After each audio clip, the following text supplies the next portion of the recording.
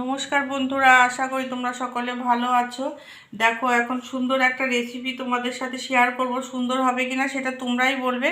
দেখো, দুদিন ধরে ঘরে এই ছানাটা রয়েছে, আর এখানে দেখো খোয়া ক্ষীর। অন্য একটা রেসিপি করেছিলাম, এইটুকু বেঁচে আছে। তা এই ছানা খোয়া ক্ষীর দিয়ে খুব সুন্দর একটা রেসিপি করব, তোমরা দেখতে থাকো, আশা করি তোমাদের ভালো লাগবে। এখানে প্রথমে ছানাটা নিয়ে নেব। ছানাটায় কিছুটা জল আছে, তাতে কোনো অসুবিধা হবে না। এই খোয়া ক্ষীরটাও নিয়ে নিলাম। দেখো, ভালো করে মিশিয়ে নিয়েছি। এবার এখানে সুজি দেব।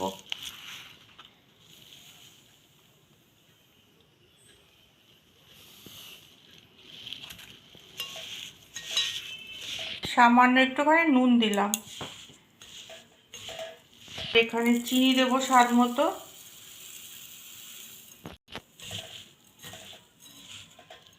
এবার সামান্য একটুখানি জল দেব।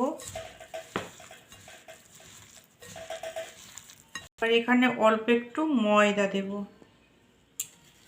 ভালো করে মেখে নেব। এখানে আর একটুখানি জল লাগবে। একটুখানি মৌরি দিয়ে দিলাম। আসলে মৌরিটা আমার খুব ভালো লাগে, তাই দিলাম। তা দেখো, সুন্দরভাবে মিশিয়ে নিয়েছি। এবার চলো যাই রান্নাঘরে। এবার দেখো, রান্নাঘরে তো চলে এসেছি। আর কড়াইতে তেলও দিয়ে দিয়েছি, সাদা তেল। আর এখানে সামান্য একটুখানি বেকিং সোডা দিয়ে দিলাম। তা দেখো বন্ধুরা, এই যে বেকিং সোডাটা খুব সুন্দর করে মিশিয়ে নিয়েছি। আর তোমাদের যদি এই রেসিপিটা ভালো লাগে, তা খোয়া ক্ষীর না থাকলেও কোনো অসুবিধা নেই।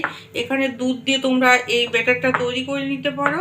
আর ছানাটা অবশ্যই দেবে, ছানাটা দিলে খুবই টেস্টি হবে খেতে। তা দেখো, আমার তেলটাও গরম হয়ে গেছে। এবার আমি বড়াগুলো ভাজবো।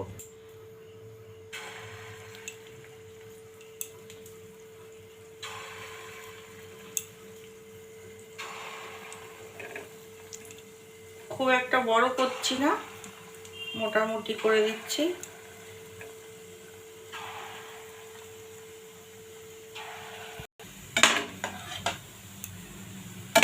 তোমরা এই বড়াগুলো ভাজা হয়ে গেছে। এবার এটা নামিয়ে নেব। নামিয়ে বাকি বড়াগুলো ভেজে নেব।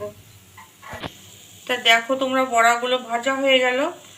আর এই যে তোমাদের যেটা বলছি, দেখো এখানে কতগুলো হয়ে গেছে। সামান্য জিনিস দিয়ে দেখো কতগুলো বড়া হয়ে গেছে। তোমরা এইভাবে ঠাকুরকেও ভোগ দিতে পারবে। কিন্তু আমার বড়া ভাজার পরেও আর একটুখানি কাজ আছে, যেটা আমার ছেলে খেতে খুবই ভালোবাসে। তা সেটাও তোমাদের দেখাচ্ছি। আর দেখো, কড়াইতে দুধ আছে। দুধটা অনেক জাল দিয়ে দিয়ে দেখো গাঢ় হয়ে গেছে। দুধটা একদম মানে খিরখিরি হয়ে গেছে প্রায়। তা এই দুধটা আমার লাগবে, কারণ আমি এখন আমার ছেলের পছন্দের খাবারটা করব। তা এখানে মিষ্টি দেব। এবার দেখো, এখানে সামান্য চিনি দেব। যেহেতু বড়াগুলো করেছি, বড়ার মধ্যে মিষ্টি দেওয়া আছে, তাই এখানে সামান্যই দিলাম। এই দুধটা একটুখানি ভালো করে ফুটবে।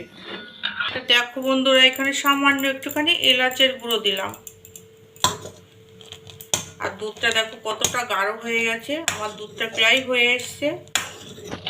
তা দেখো বন্ধুরা, দুধটা আমার রেডি হয়ে গেছে। এখন গ্যাসটা আমি বন্ধ করে দিলাম। বড়াগুলো এত সুন্দর হয়েছে, দেখো কি সুন্দর হয়েছে দেখো। এবার বড়াগুলো এখানে ছেড়ে দেবো। সব দেবো না, কিছুটা দেব।